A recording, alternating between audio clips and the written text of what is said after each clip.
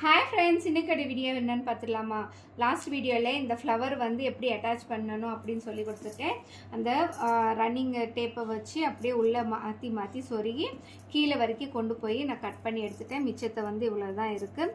But இது மட்டும் நம்ம எப்படியே விட்டுறக்கூடாது. கொஞ்சம் ஃப்யூச்சருக்கு வந்து நல்லா க்ரிப்பாக இருந்துகிட்டே இருக்கணும்னால நம்ம இன்னும் கொஞ்சம் ஒரு 3 சைட்லேயுமே இந்த மாதிரி டேப்பு வந்து கட் பண்ணிக்கணும். பார்த்திங்கன்னா இந்த இது வந்து ஒரு ஸ்ட்ராப் ரோலை வந்து 3ஆக கட் பண்ணி வச்சுருக்கேன் பாருங்கள்.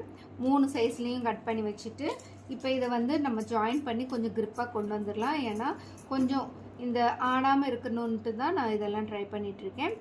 நம்ம வந்து ஆப்போசிட் சைடில் வந்து சொருகி இந்த இப்படியே கொண்டு போயிடலாம். அதுக்கப்புறமா கொஞ்சம் இந்த சைட்லேருந்து இந்த சைடுக்கு கனெக்ட் பண்ணி விட்டு உள்ளே சொருகி விட்டுறலாம். கொஞ்சம் அது வந்து க்ரிப்பாக இருக்கும். நம்ம வந்து கஸ்டமருக்கு பிடிச்ச மாதிரி நம்ம பண்ணி கொடுத்தா தான்.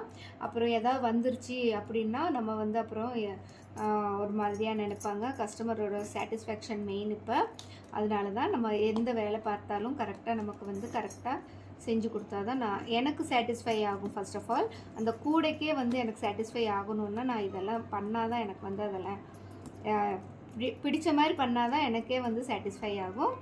ஓகே ஃப்ரெண்ட்ஸ், இப்போ நான் இதுக்குள்ளே விட்டு இப்படி கொண்டு வந்து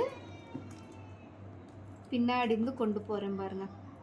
கொண்டு போய் அப்படியே இந்த இடத்துல ஆப்போசிட்லேயோ இல்லை எப்படி நமக்கு க்ரிப்பாக கிடைக்குதோ அந்த இடத்துலேருந்து அப்படியே நம்ம கண்டினியூவாக உள்ளே விட்டு சொருகிக்கலாம். பாருங்கள், இந்த மாதிரி சொருகிக்கலாம்.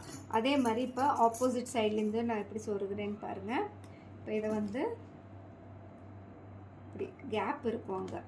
நம்ம வந்து கை வச்சு இந்த மாதிரி எடுத்து விட்டுக்கோங்க.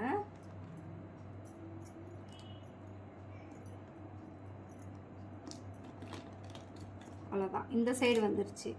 இதை வந்து இந்த சைடு கொண்டு போய்க்கோங்க. நமக்கு இப்படி கொண்டு போய் இந்த ரெண்டுமே சேர்ந்தாப்பில் விட்டு சொருகிக்கலாம். ஓகே, அங்கிட்டும் இங்கிட்டும் வச்சு இப்படி சொருகிட்டோன்னா நல்லது. இப்போ இப்படியும் சொருகிடலாம். இல்லைன்னா நம்ம ஒரு சுத்து இந்த மாதிரி கொண்டு போய் ஒரு பெட்டல் மேலே விட்டு திரும்பி இன்னொரு வாட்டி.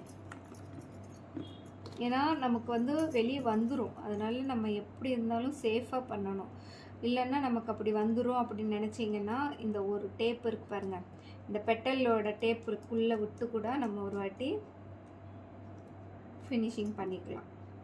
ப்ராப்ளம் எல்லாம் இல்லை நமக்கு. நம்ம எப்படி ஃபினிஷிங் பண்ணுறோமோ அவ்வளோதான். ஓகே ஃப்ரெண்ட்ஸ், இது பாருங்கள், இந்த மாதிரி விட்டு கூட எடுத்து இங்கே இருந்து கூட நம்ம அப்படியே